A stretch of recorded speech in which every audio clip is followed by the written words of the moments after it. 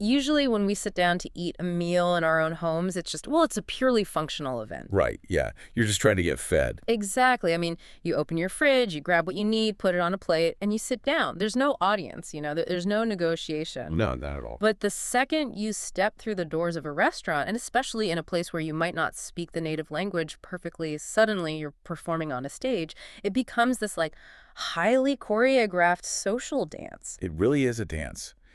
And one slightly off-key phrase can just completely change the rhythm of the entire experience for you. Oh, for sure. Because you aren't just communicating a desire for calories, right? You are actively navigating social hierarchies, cultural expectations, and, professional boundaries. And dining out is this completely universal human experience. But communicating your needs effectively to the person serving you without accidentally, stepping on any toes is a true art form. It takes practice. It does. So today we're taking a deep dive into this really comprehensive guide from Phrasy.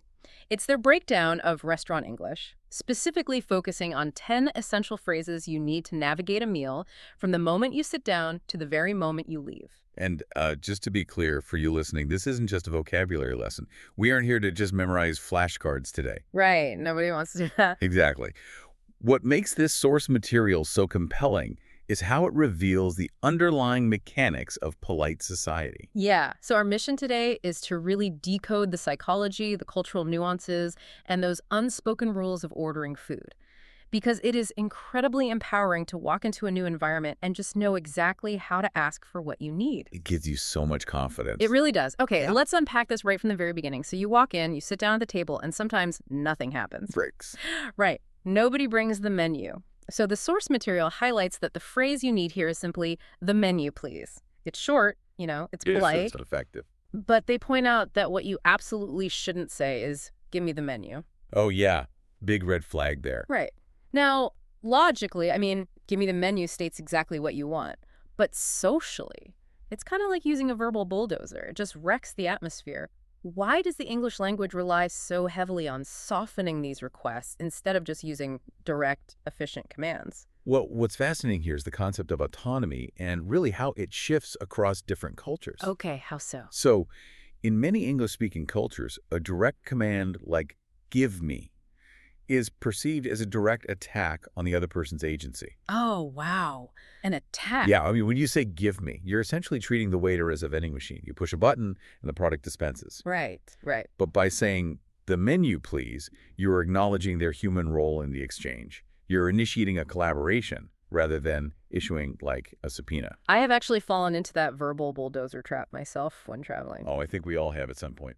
You directly translate a phrase from your native language in your head, and because you're nervous, you just blurt out the absolute most efficient version of the sentence. You don't mean to sound demanding, but the literal translation just strips away all that cultural padding. Precisely.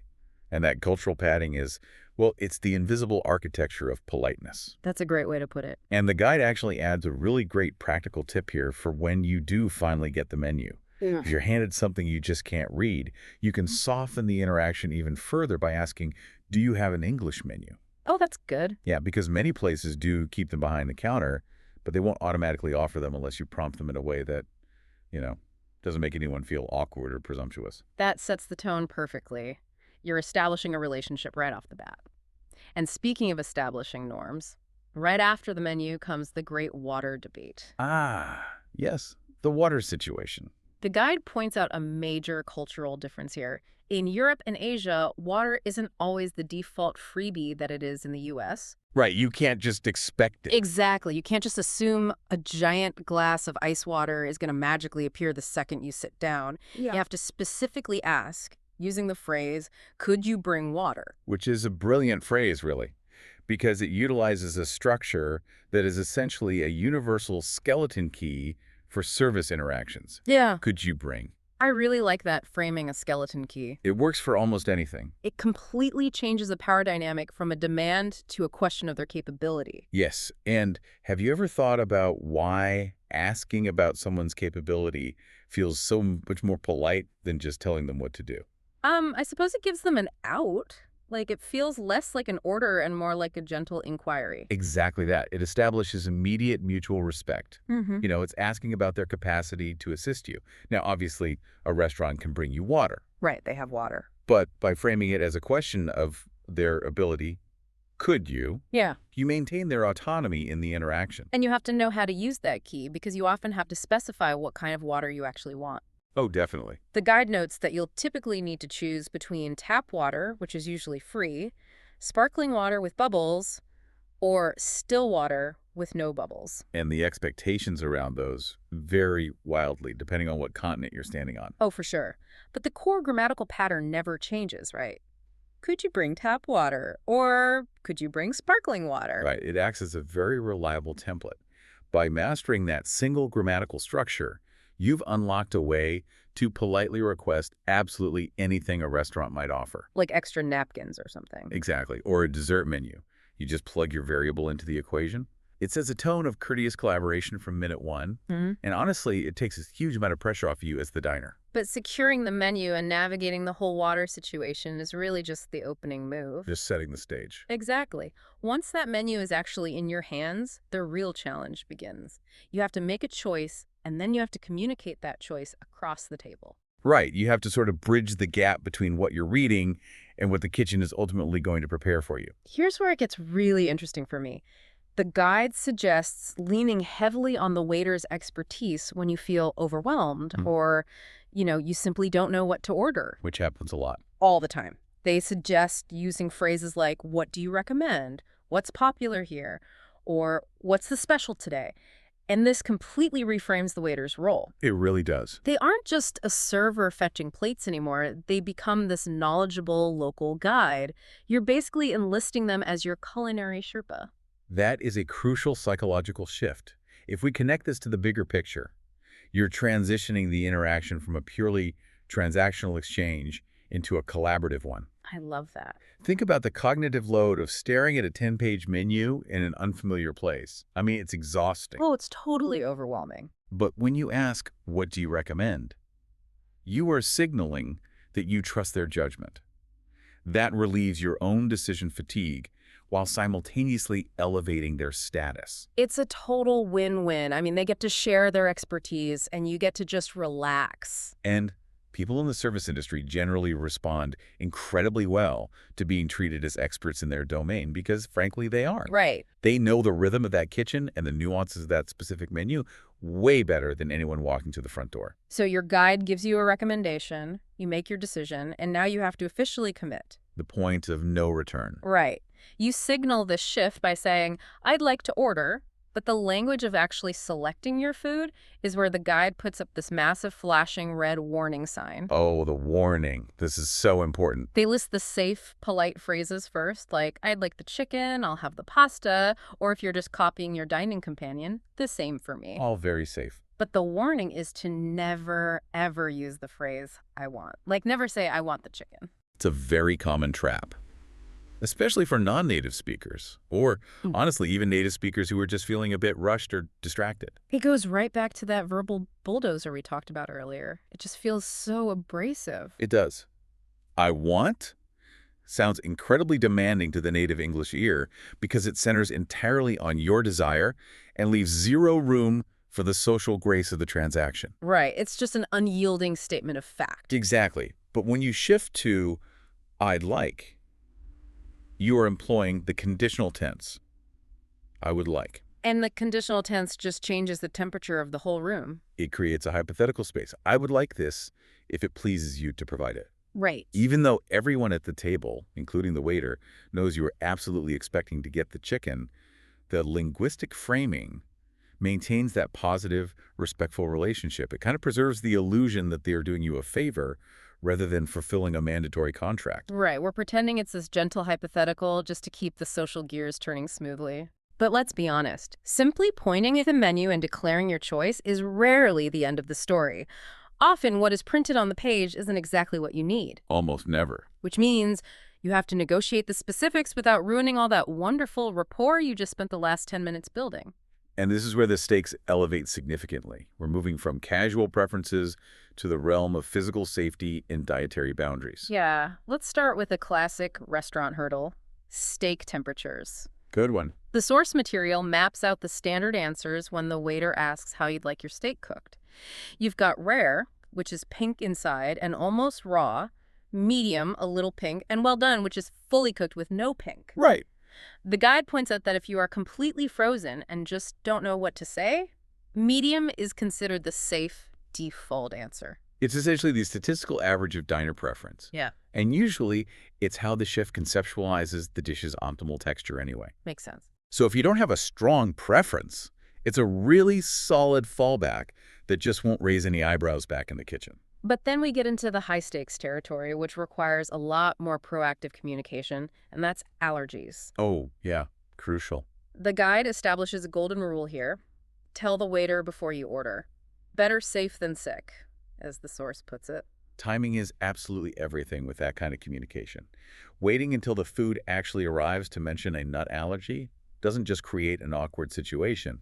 It disrupts the entire flow of the restaurant's operations. Yeah, the phrasing they suggest is pretty straightforward. You just say, I'm allergic to nuts or peanuts or seafood or dairy like milk, cheese, butter. Right, clear and direct. They also clarify the distinction between dietary preferences. They note that stating, I'm a vegan, which means no milk, eggs, or honey, sets a much stricter culinary boundary than saying, I'm a vegetarian. Definitely a big difference there. And if you aren't sure about a dish, you ask, does this have nuts? Or does this have gluten?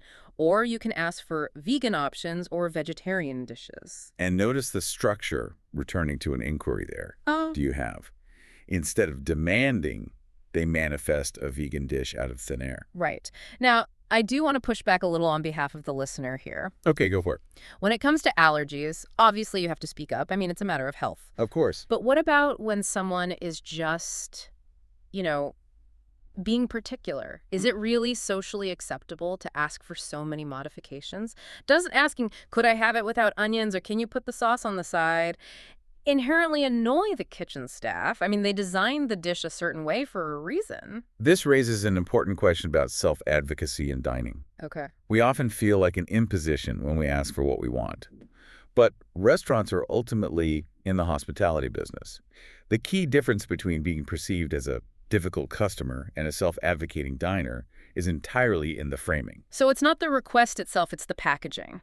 Exactly. When you use the structure the guide provides, could I have it without onions? What? Could I have it with the sauce on the side? Or even no salt?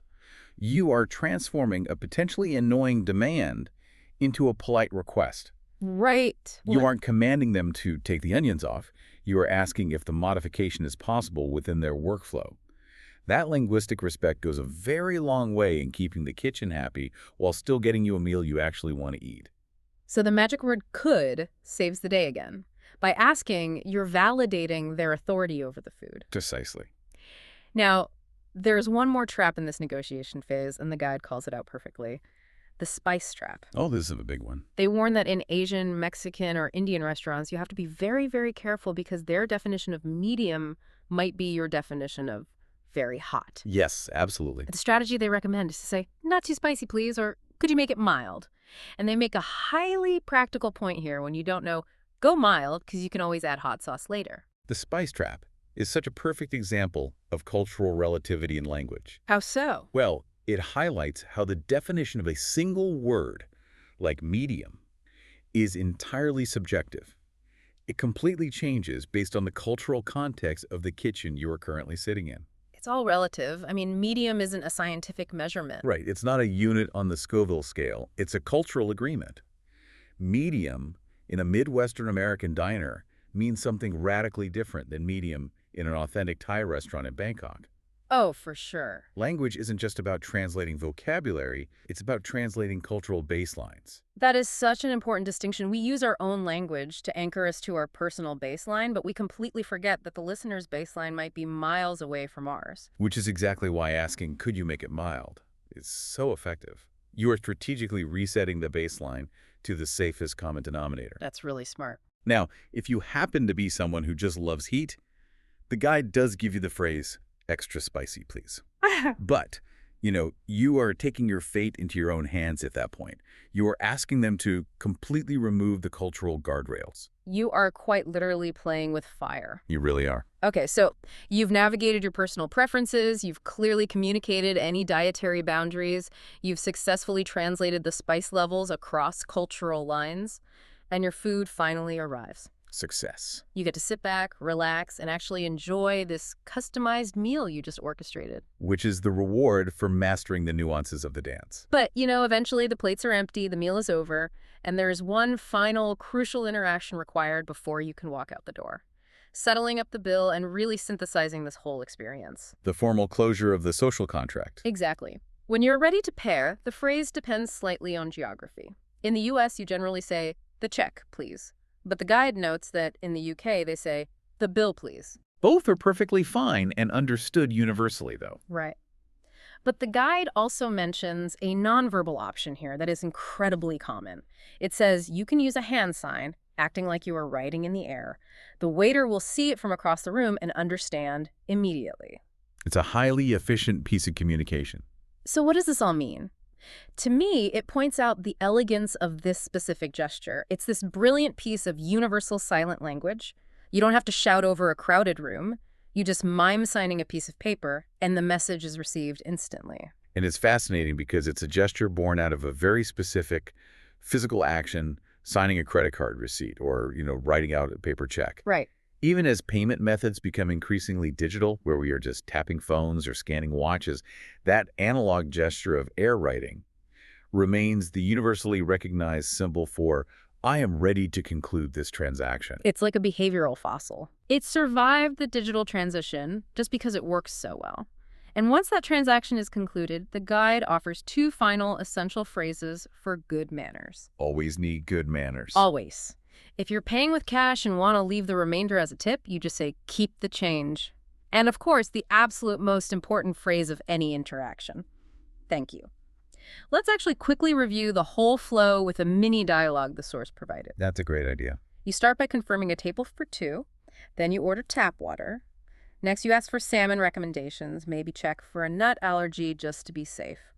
You request it with no onions, and then finally you pay and say, "keep the change." If we look at this entire sequence from a bird's eye view, these 10 phrases don't just exist in isolation. They form a complete psychological loop. How so? Well, think about the progression. You initiate the social contract with "the menu, please," which establishes immediate respect. Right. Then you transition into a collaborative phase by deferring to their expertise with "what do you recommend?" Ah, I see. You then navigate the complexities of your own needs using conditional, polite framing. I would like, could I have it without?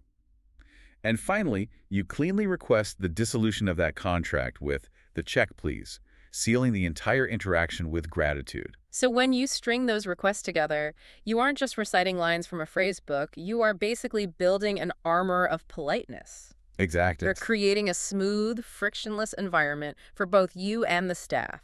You've navigated an entire dining experience flawlessly. It truly highlights that fluency in any situation isn't about knowing every single word in the dictionary. Yeah. It's about understanding the right structural framing for the environment you are in. That's such a good point. It's about knowing how to construct a request so that the person on the receiving end feels valued and respected. And for anyone listening who wants to really lock this framing in, the source provides some great practical tools. You can actually test yourself on these phrases and their structures over at phrasy.xyz, or you can grab a PDF of 60 travel phrases at phrasy.gumroad.com/lphrasy. It's a fantastic way to deliberately build that linguistic toolkit. Because that is exactly what this is, a toolkit for navigating the world. Yeah. It's not just about knowing the English words for water or menu. It's about mastering the polite framing, the could you, the I would like, that is needed to get exactly what you want while respecting the cultural context of the restaurant environment. Well, you are perfectly equipped for any dining scenario now. You can navigate the menu, recruit the waiter as your knowledgeable guide, customize your meal to your exact specifications without annoying the chef, and exit gracefully. You're ready to go. But before we wrap up today's deep dive, I want to leave you with a final thought to ponder the next time you sit down to order a meal. We've talked extensively about how dining out is a choreographed dance of politeness and boundaries. Right. But what if the way we choose to order our food, how we handle those little requests, how we negotiate the modifications, and how we manage the inherent vulnerability of relying on a complete stranger to feed us, what if that reveals more about our core worldview than the actual food we choose to eat? Something to chew on the next time you ask for the menu, please.